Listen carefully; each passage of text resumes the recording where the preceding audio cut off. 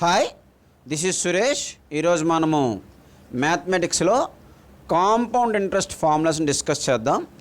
మొదటగా, if interest is compounded annually then amount is equal to dash. Interest is compounded annually then amount is equal to dash అని అడుగుతున్నాడు. ఇక్కడ n అనేది number of years అయితే దీనికి answer p into 1 plus are by 100 whole power n.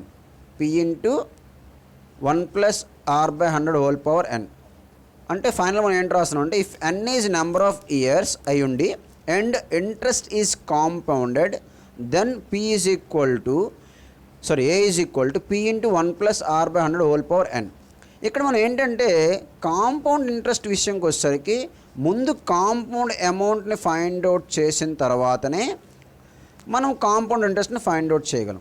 కానీ simple ఇంట్రెస్ట్లో అయితే మనం simple ఇంట్రెస్ట్ని find out చేయొచ్చు లేదా అమౌంట్ని కూడా ఫైండ్ అవుట్ చేయొచ్చు. బట్ కాంపౌండ్ ఇంట్రెస్ట్ విషయంకి వచ్చేసరికి ముందు అమౌంట్ ఫైండ్ చేసిన తర్వాత ఇంట్రెస్ట్ ఫైండ్ చేస్తే చాలా ఈజీగా ఉంటుంది. నెక్స్ట్ ఫార్ములా అండి, interest is equal to dash. Interest is equal to dash. దీనికి answer amount minus principal. Amount minus principal. So ఇంట్రెస్ట్కి కామన్గా ఉండే ఫార్ములా ఏంటంటే అమౌంట్ నుండి ప్రిన్సిపల్ని సబ్ట్రాక్ట్ చేస్తే ఇంట్రెస్ట్ వస్తుంది. అమౌంట్ నుండి ప్రిన్సిపల్ని సబ్ట్రాక్ట్ చేస్తే ఇంట్రెస్ట్ వస్తుంది. సో ఇది కామన్గా జనరల్గా ఉండే ఫార్ములా. అది కాంపౌండ్ ఇంట్రెస్ట్ అవ్వచ్చు లేదా సింపుల్ ఇంట్రెస్ట్ అవ్వచ్చు. నెక్స్ట్ ఫార్ములా అడుగుతున్నాడండి, compound interest is equal to dash given n is number of years. అయితే ఇప్పుడు మనం కాంపౌండ్ ఇంట్రెస్ట్కి ఫార్ములా కడుతున్నాం. అదేంటంటే p into 1 plus are by 100 whole power n minus p. ఇక్కడ మీకు ఏంటంటే దీని మీనింగ్ ఏంటంటే n is number of years అయ్యుండి కాంపౌండ్ ఇంట్రెస్ట్కి ఫార్ములా ఏంటంటే p into 1 plus are by 100 whole power n minus p. ఇక్కడ ఏంటవుతుందంటే ఈ p into 1 plus are by 100 whole power n అనేది అమౌంట్కి ఫార్ములా, p అంటే ప్రిన్సిపల్. మనం మాట్లాడుకున్నట్లు అమౌంట్ నుండి ప్రిన్సిపల్ సబ్ట్రాక్ట్ చేస్తే ఇంట్రెస్ట్ వస్తుంది. కాబట్టి ఇక్కడ కాంపౌండ్ ప్రకారం అమౌంట్ ఎంత, p into 1 plus are by 100 whole power n, దాని నుండి ప్రిన్సిపల్ సబ్ట్రాక్ట్ చేశాను. సో కాంపౌండ్ ఇంట్రెస్ట్ ఫార్ములా ఏంటంటే p into 1 plus are by 100 whole power n minus p. Next bit అండి, అమౌంట్కి ఫార్ములా ఏంటో అడుగుతున్నాడు. అమౌంట్కి ఫార్ములా ఎప్పుడు ఇంట్రెస్ట్ ప్రిన్సిపల్ ఇస్తే అమౌంట్కి ఫార్ములా ఏంటి? దీనికి answer principal plus interest. Principal plus interest. దీని మీనింగ్ ఏంటంటే మనం ఎంత చెప్పుకున్నట్లే ఇంట్రెస్ట్కి ఫార్ములా చెప్పుకున్నాం దాకా అమౌంట్ నుంచి ప్రిన్సిపల్ సబ్ట్రాక్ట్ చేయడం. ఇప్పుడు అమౌంట్కి ఫార్ములా ఏంటంటే principal plus interest. Next bit అండి, ప్రిన్సిపల్కి ఫార్ములా ఏంటి? ప్రిన్సిపల్కి ఫార్ములా ఏంటి? ఇప్పుడు గివెన్ అమౌంట్ అండ్ ఇంట్రెస్ట్ ఇచ్చినప్పుడు ప్రిన్సిపల్కి ఫార్ములా ఏంటి? దీనికి answer amount minus interest. Amount minus interest.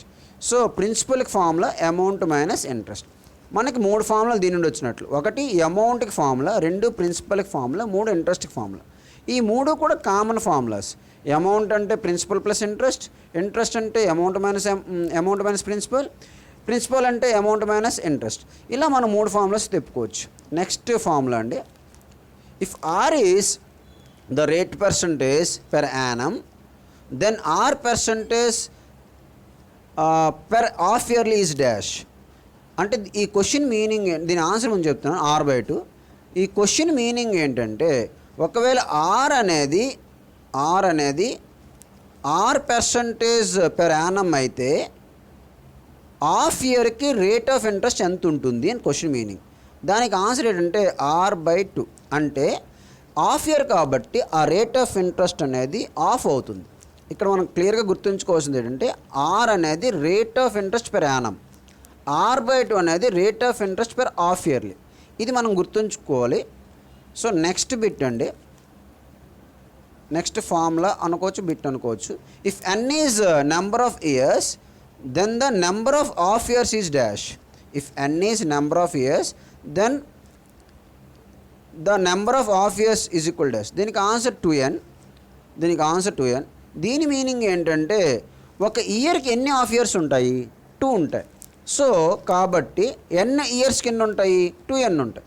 కాబట్టి వాడు అడుగుతున్న క్వశ్చన్ ఏంటంటే n అనేది నెంబర్ ఆఫ్ ఇయర్స్ అయితే హాఫ్ ఇయర్స్ ఎన్ని ఉంటాయి? 2n ఉంటాయి.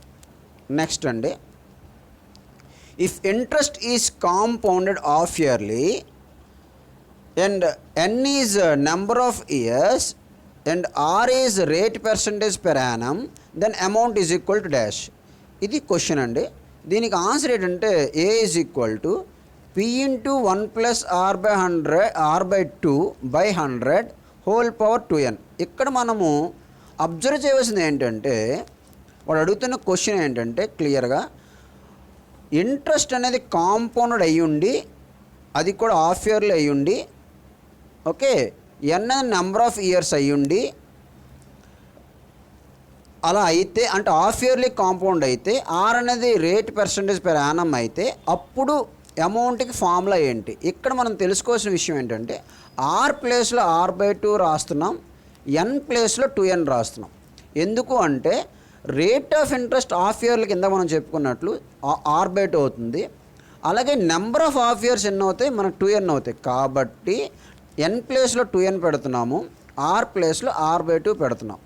సో ఫైనల్గా ఏకి ఫార్ములా అమౌంట్కి ఫార్ములా ఏంటంటే P into 1 plus r/2/100 whole power 2n. ఇది compound interest compounded half yearly అన్నప్పుడు రాసే ఫార్ములా. నెక్స్ట్ ఫార్ములా అండి, if are is rate of percentage per annum then R percentage per quarter is dash. ఇందాక మనం half ఇయర్కి అడిగాం, ఇప్పుడు క్వార్టర్కి అడుగుతున్నాం. దీనికి ఆన్సరు r/4. దీనికి ఆన్సరు r/4. ఇక్కడ మీనింగ్ ఏంటంటే ఒకవేళ ఆర్ అనేది r% పెర్ యానం అయితే క్వార్టర్కి రేట్ ఎంత అవుతుంది, క్వార్టర్ ఇయర్కి రేట్ ఎంత అవుతుంది అని అడుగుతున్నాడు. క్వార్టర్ ఇయర్ అంటే 1/4 కాబట్టి r/4 అవుతుంది. ఇక్కడ అక్కడికి ఇక్కడికి తేడా అంటే అక్కడ హాఫ్ ఇయర్కి r/2 అవుతుంది, ఎందుకంటే హాఫ్ అంటే 1/2, క్వార్టర్ ఇయర్ అంటే 1/4. సో ఆర్ అనేది r/4కి ఎక్కడ మారుతుంది, అక్కడ ఆర్ అనేది r/2గా మారుతుంది. ఇది మనం గమనించాలి. సో నెక్స్ట్ బిట్ ఏంటంటే next formula, if n is number of years the number of quarter years is dash.